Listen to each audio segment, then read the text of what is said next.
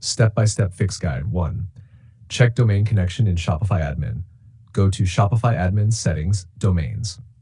Check if your domain is connected, verified, and active. If it shows setup in progress or unverified, follow the setup guide. 2. Under Fix DNS settings for custom domains, ensure your domain provider has the correct records. A record, 23.22738.65, CNAME record, www.shops.myshopify.com.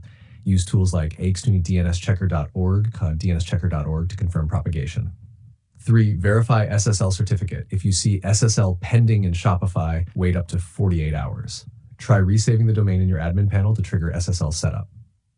4. Check domain expiry. Log into your domain registrar, e.g. GoDaddy, Namecheap. Make sure your domain hasn't expired. 5. Clear DNS cache, browser cache.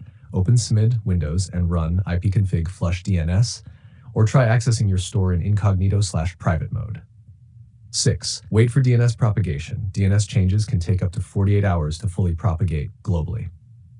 7. Contact Shopify or domain provider. If issues persist, reach out to Shopify support into //help.shopify.com, shopify.com,